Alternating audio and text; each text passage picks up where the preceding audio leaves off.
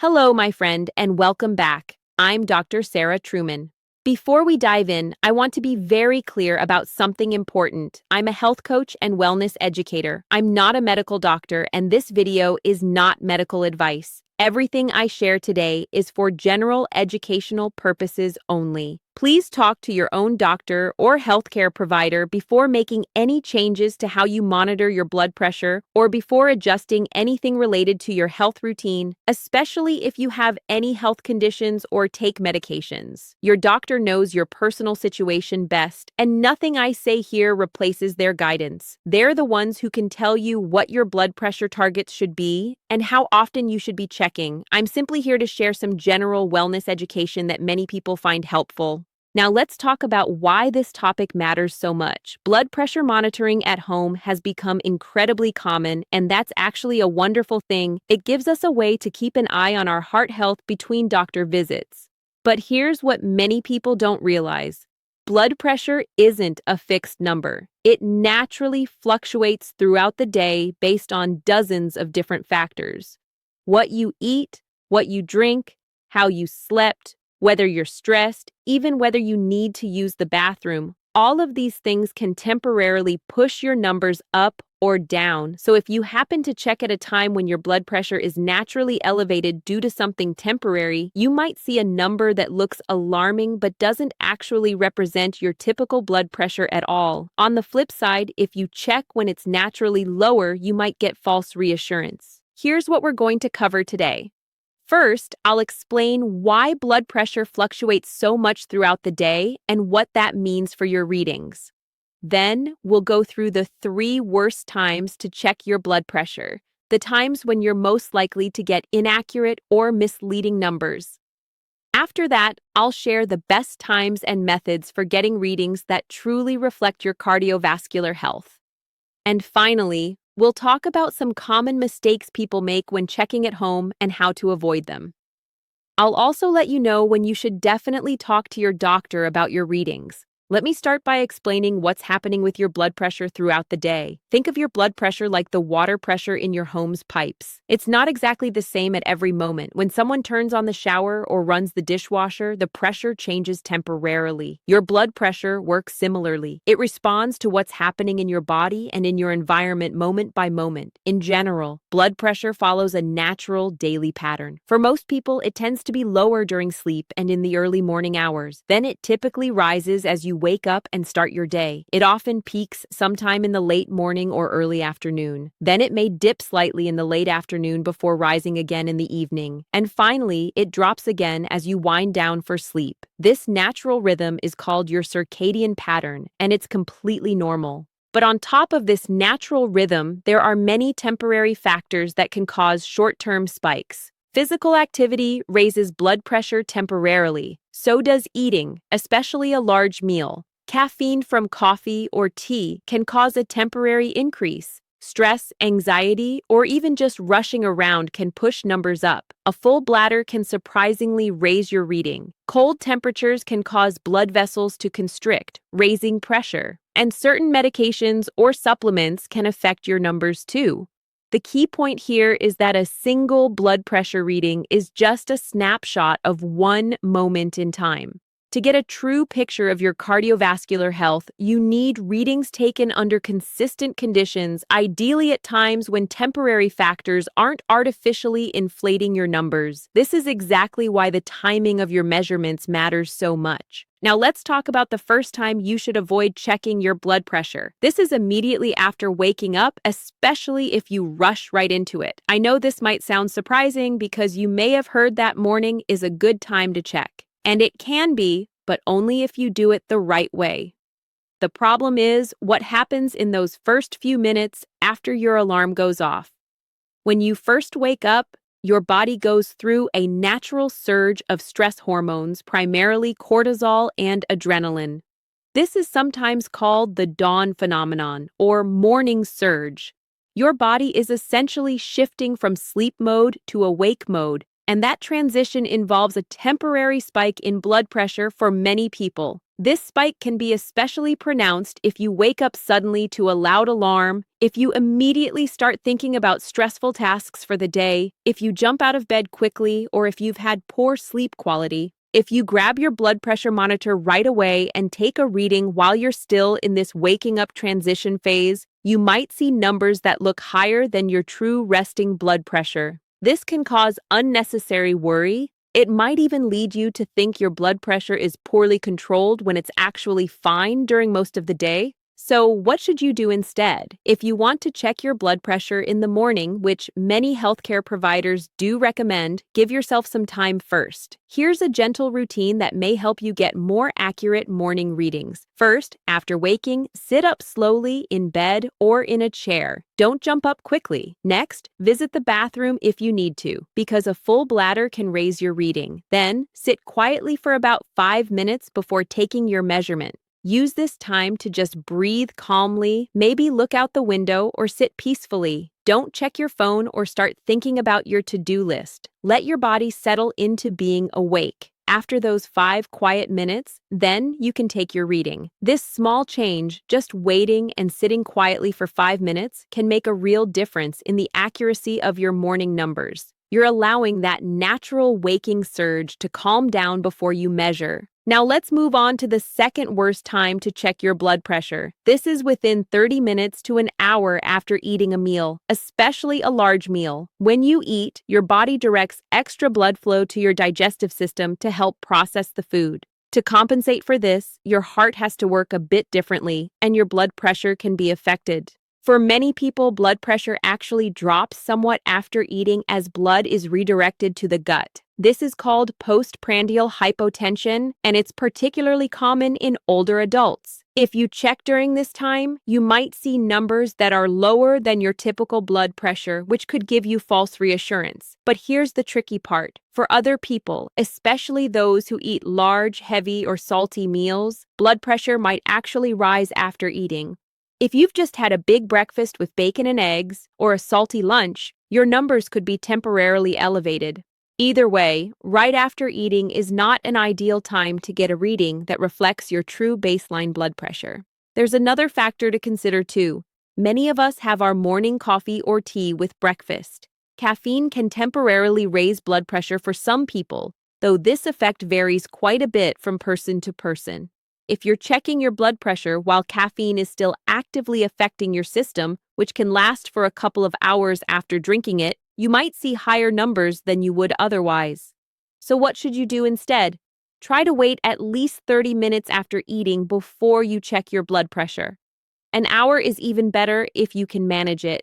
If you take your blood pressure in the morning, consider doing it before breakfast rather than after. This gives you a reading that isn't influenced by food or your morning coffee. If you prefer to check later in the day, just make sure you haven't eaten a large meal recently. Here's a simple way to remember this. Think of your blood pressure reading like a photograph. You want to take the picture when the scene is calm and settled, not when there's a lot of activity happening. Right after eating, there's a lot going on in your body as it processes food. Wait for things to settle down, and you'll get a clearer picture. Now let's talk about the third time you should avoid checking your blood pressure. And this one catches a lot of people by surprise. You shouldn't check your blood pressure right after exercise or physical activity. This might seem counterintuitive because we often associate exercise with heart health. And it's true that regular physical activity is wonderful for your cardiovascular system over time. But during and immediately after exercise, your blood pressure naturally goes up, sometimes quite significantly. When you're physically active, your heart beats faster and harder to pump more blood to your working muscles. This increased cardiac output raises your blood pressure temporarily. Depending on what kind of exercise you're doing, this rise can be quite dramatic. Even moderate activities like a brisk walk, gardening, housework, or climbing stairs can elevate your blood pressure for a period afterward. More vigorous activities cause even larger temporary spikes. After you stop exercising, it takes time for your cardiovascular system to return to its resting state. This could be anywhere from 10 minutes to an hour or more, depending on how intense the activity was and your individual physiology. If you check your blood pressure during this recovery window, you'll likely see elevated numbers that don't reflect your true resting blood pressure at all. I've heard from many people who get worried because they checked their blood pressure after doing some yard work or after walking on the treadmill and saw high numbers. They start to panic, thinking something is wrong, but in most cases, they simply measured at a time when their body was still recovering from physical effort. So what should you do instead? Wait at least 30 minutes after any physical activity before checking your blood pressure.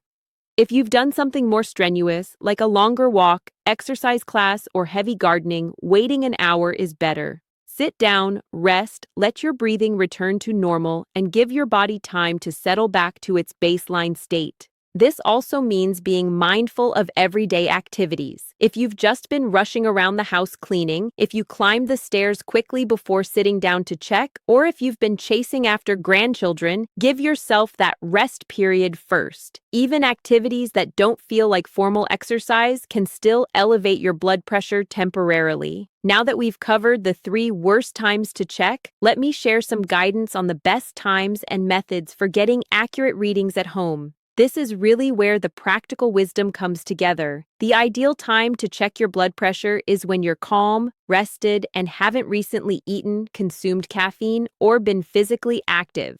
For many people, this means checking in the morning after you've had time to wake up properly, use the bathroom, and sat quietly for 5 minutes.